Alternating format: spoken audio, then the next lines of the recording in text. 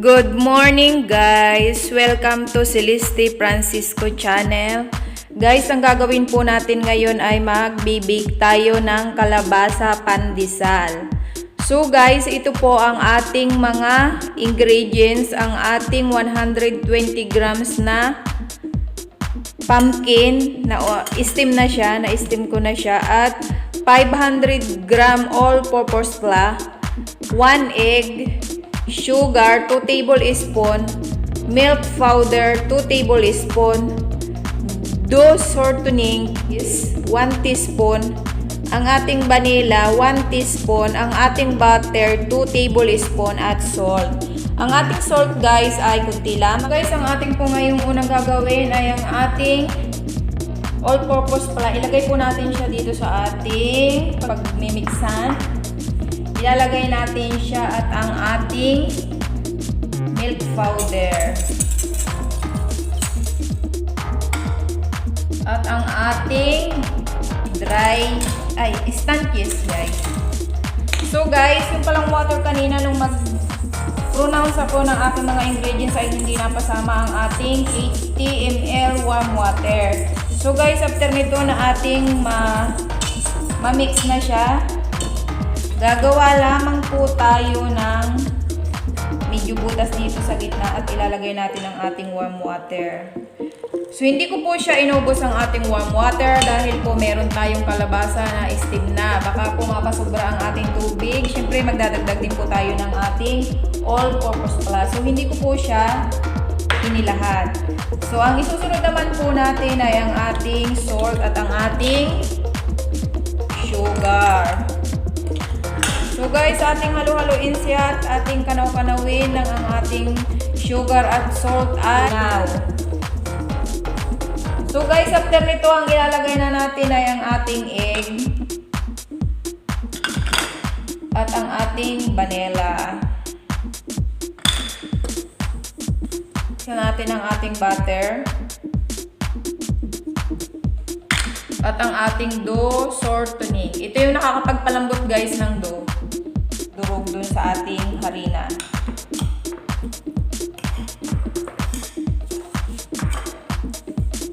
So, ayan.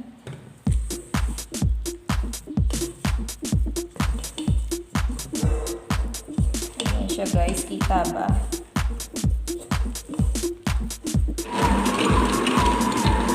So guys, ayan. Mukhang magdadagdag pa tayo ng kaunting all-purpose flour kasi masyado po siyang malambot.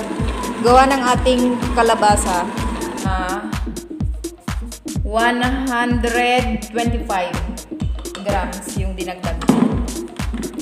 So, kailangan ko muna siyang halo-haloin guys bago ko uliin ang hand mixer kasi baka pag inon ko na naman ang hand mixer ay magtalo na ng ating mga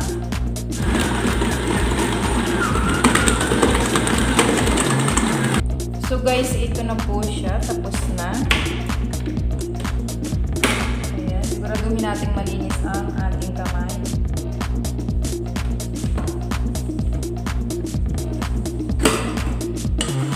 Ayan na siya guys. So guys, ilalagay ko siya dito pero lalagyan muna natin siya ng oil. So guys, ayan. Ayan ako lang yung kamay ko. Nilagyan ko ng oil. Ito na ang ating dough. Ayan na siya guys. So i-rest ko siya guys ng mga 1 hours bago ko siya gawing pandesal. Ayan siya guys. Lagyan ko siya ng kaunting. So tingnan natin siya sa 1 hour kung aalis na siya. So tatakpan pa natin siya ng 1 hour. So guys, dito, balikan natin siya after 1 hour.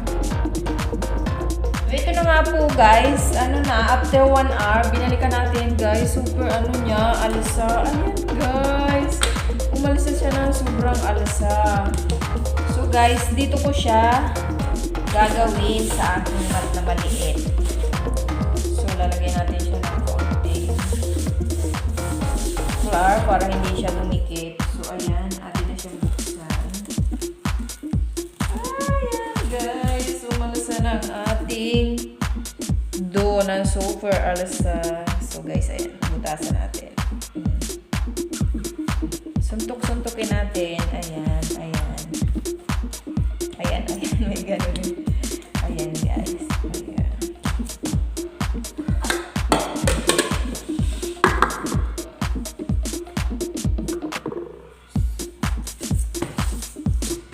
Super lambot nito guys.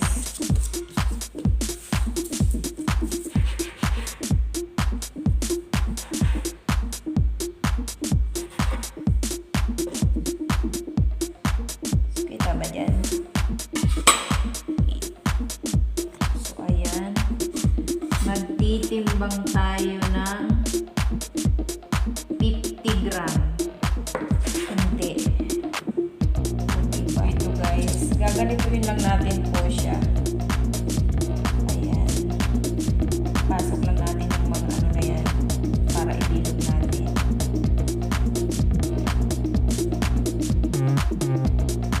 Natin siya ilalagay dito sa ating breadcrumb.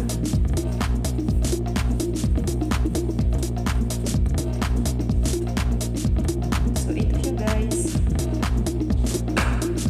Siyang space. Ayan. Kasi lalaki pa po siya. I-release ko pa siya ng mga 30 minutes mamaya.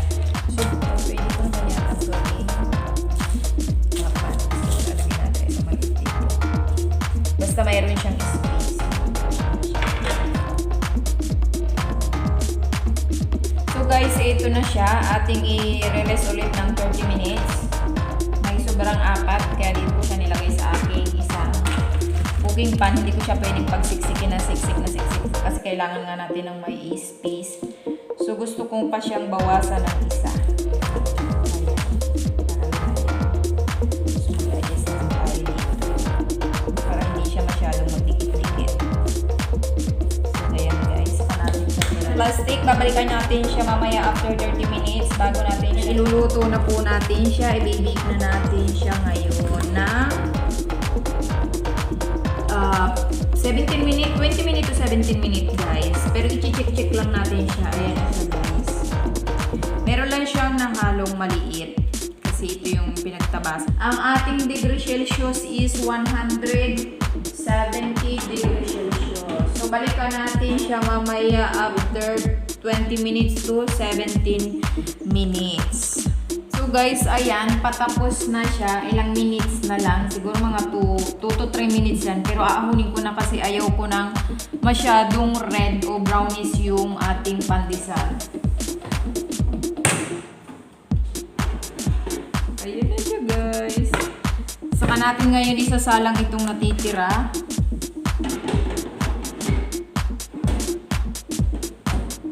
Ganun ulit guys.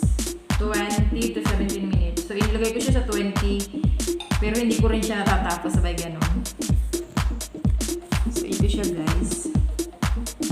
Ang ating takot ako maghawak guys ng ano kasi yung mga kamay ko lagi napapasok sa oven. Ayan siya guys. Ayan na siya. Ayan siya. So, palalamigin lang natin siya. Saka natin titingnan yung loob niya. Guys, ito na po siya. Malamig na. Malamig na siya. Okay, super lambot guys ang ating kalabasa pandesal. Ilalim niya. Meron pa po akong nakasalang. Pero mamaya na yun.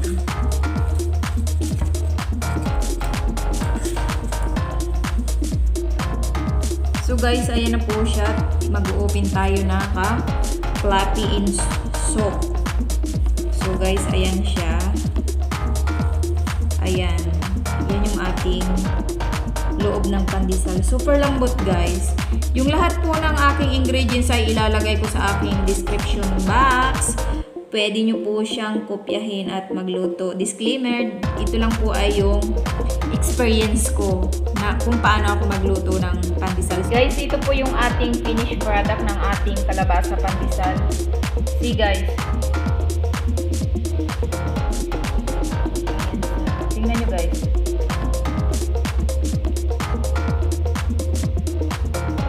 Ayan po ang ating finished product ng ating pandesal.